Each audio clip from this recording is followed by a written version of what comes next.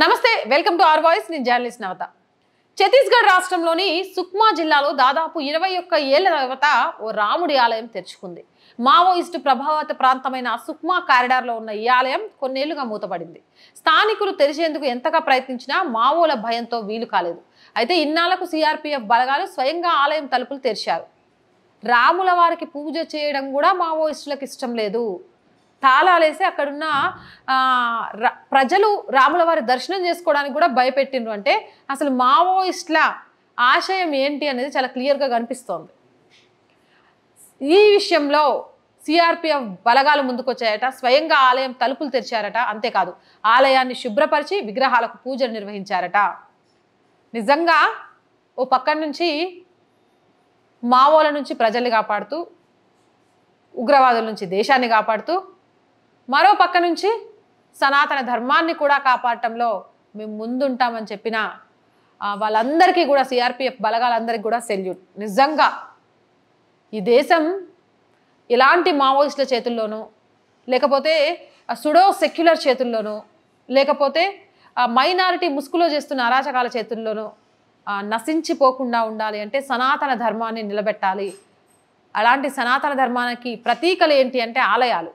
అలాంటి ఆలయాలలో సిఆర్పిఎఫ్ బలగాలు ఈరోజు ఆలయం తలుపు తెరిచి శుభ్రం చేసి వాళ్ళే పూజలు చేసిందంటే చాలా చాలా చాలా చాలా ఆనందంగా ఉంది. చాలా గొప్పగా, గర్వంగా కూడా ఉంది.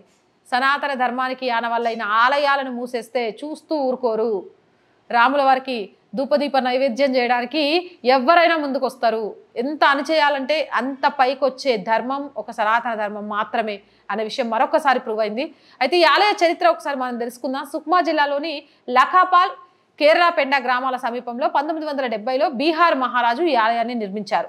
అయితే తమ కార్యకలాపాలకు ఆటంకాలు ఎదురవుతున్నాయనే కారణంతో ఆ ఆలయంలో పూజలు చేయకూడదంటూ 2003లో మావోయిస్టులు మూసేశారు. వీళ్ళ కార్యకలాపాలు చేసుకోవాలంటే ఆలయం అడ్డొచ్చిందట.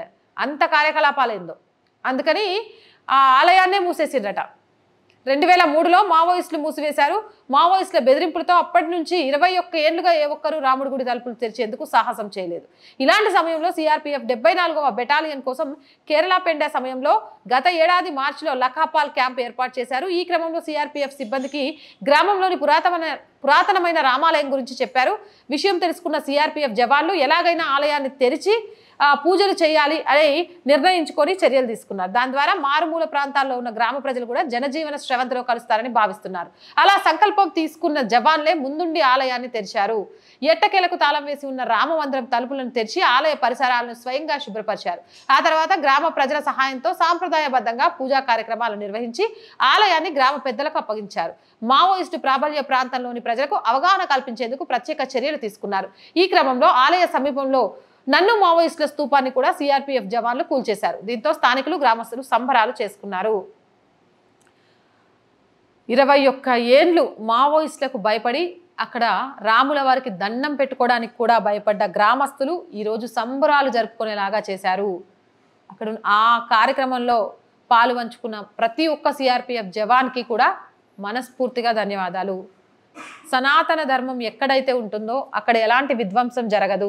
అందుకే ఈ దేశంలో విధ్వంసం సృష్టించాలి అనుకునే ఎవరైనా సరే ముందు సనాతన ధర్మాన్ని, ఆ ధర్మానికి ప్రతీకలైన ఆలయాల మీదే దాడులు చేస్తారు. ఎందుకు అనంటే అవి లేకపోతే ఆధారాలు ఉండవు. రెండో దాడి ఆడపిల్లల మీద. ఇవి రెండూ లేకపోతే భారతదేశాన్ని కొల్లగొట్టడం చాలా ఈజీ అనే వాళ్ళ ఆలోచన. ఆ ఆలోచనకు మొదట్లో మొక్కగా ఉన్నప్పుడే పీకి పడేద్దాం. దాన్ని మహావృక్షంగా మారనిచ్చామంటే రేపు మనం పెను ప్రమాదం ఎదుర్కోక తప్పదు. ఏదేమైనా చాలా సంతోషంగా ఉంది. 21 ఏళ్ల తర్వాత రాములోరికి మళ్ళీ పూజా కార్యక్రమాలు జరుగుతున్నాయి. ఈ వీడియోపై మీ అభిప్రాయం ఏంటి అనేది కామెంట్ సెక్షన్లో తెలియజేయండి. మోర్ వీడియోస్ కోసం మన ఛానల్ వెంటనే సబ్స్క్రైబ్ చేయండి. ఈ వీడియో నచ్చిందా? లైక్ చేయండి, షేర్ చేయండి.